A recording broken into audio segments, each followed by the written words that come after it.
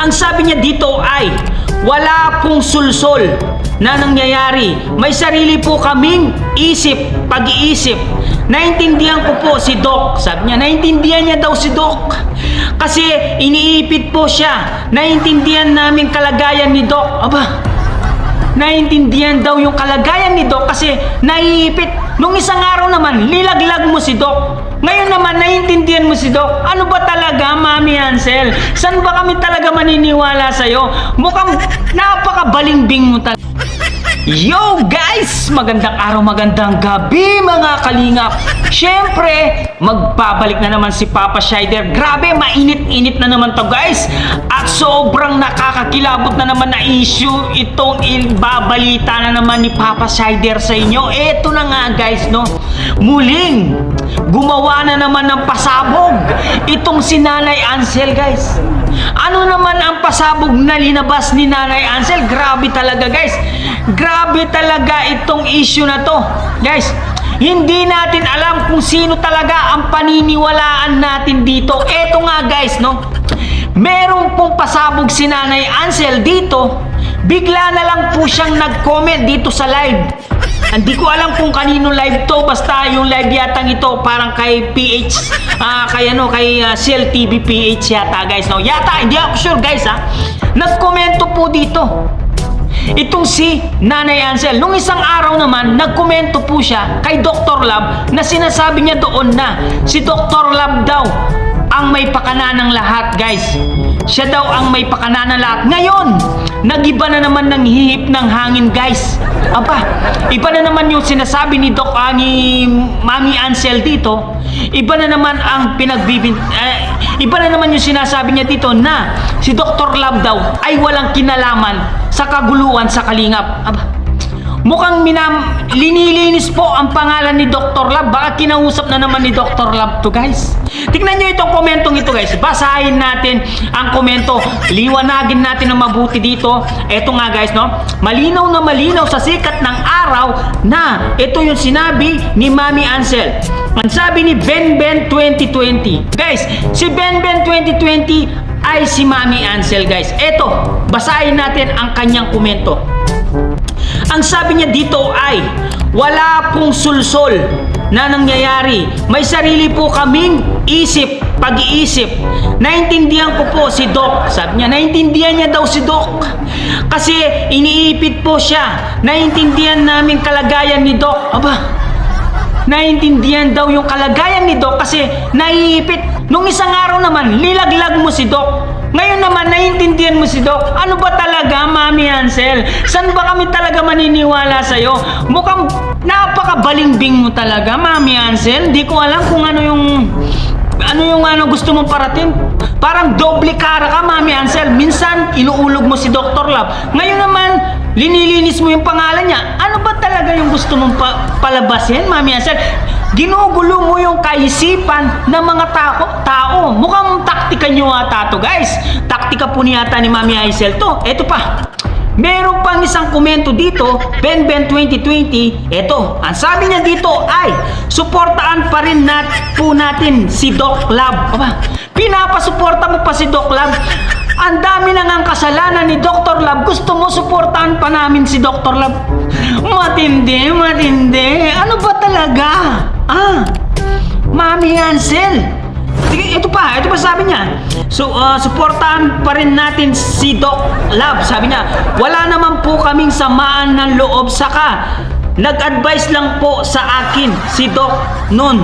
Wala po kaming samaan ng loob kay Doc. Yun na yun, nag-advise.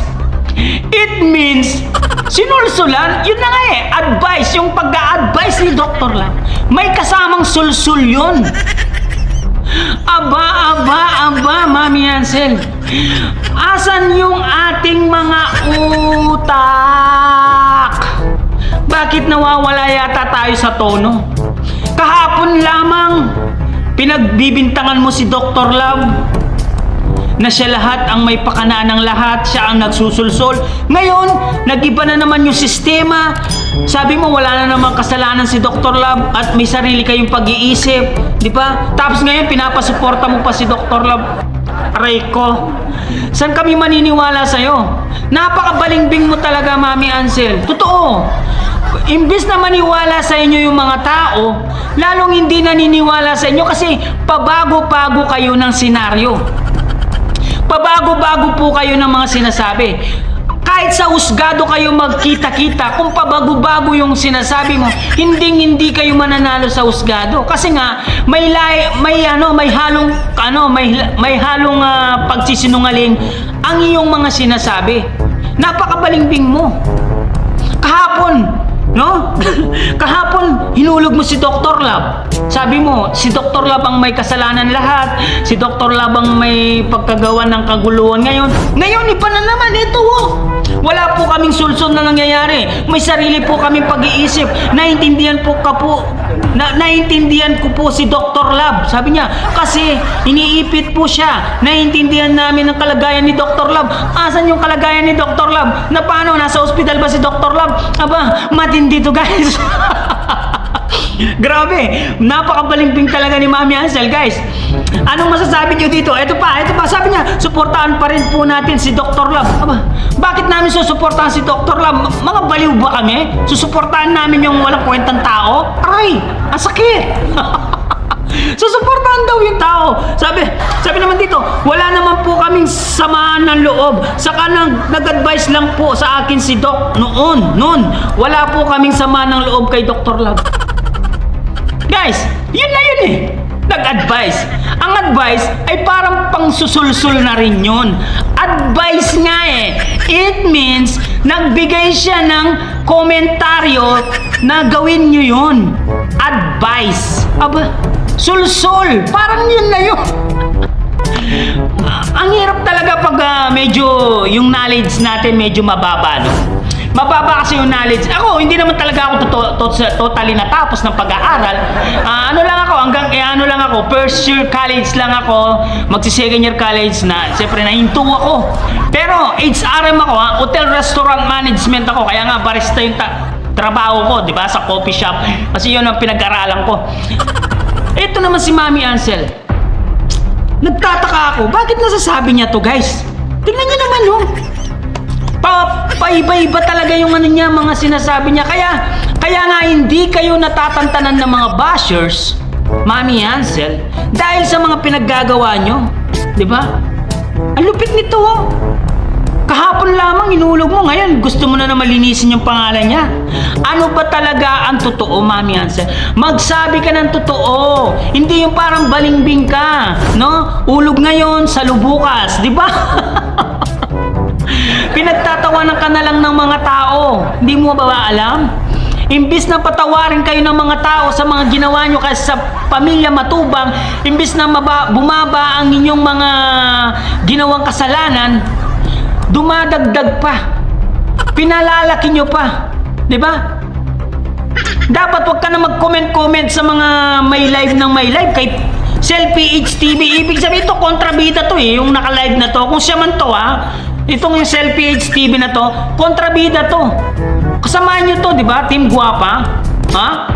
Kaya ganun ang nangyari. Aba, matindi to, guys. Ngayon lang nangyari to. First time talaga in history yung Kalingap na pinatulpo ang ama ng Kalingap na si Kuya Bal Santos Matubang. Matindi. Napakatindi. First time ko maka-encounter ng ganito, guys. Sa history ng Kalingap, guys, ngayon lang nangyari itong kaguluhan na to. Simula nung na-discover itong pamilya Batalero, ngayon lang nagkaroon ng ganitong history sa Kalingap.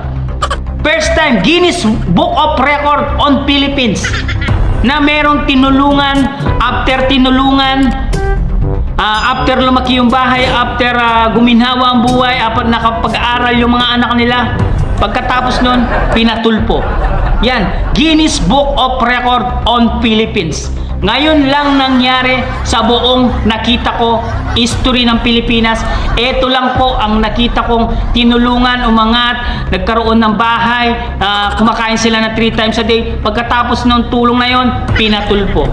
Saan ka makakakita ng ganon? Only in the Philippines.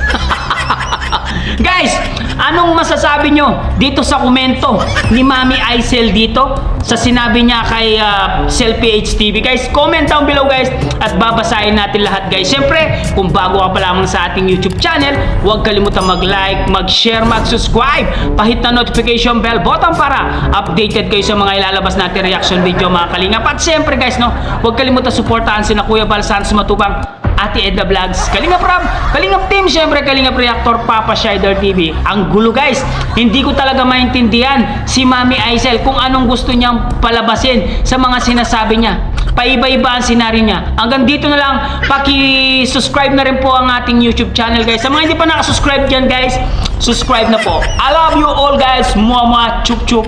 Bye bye.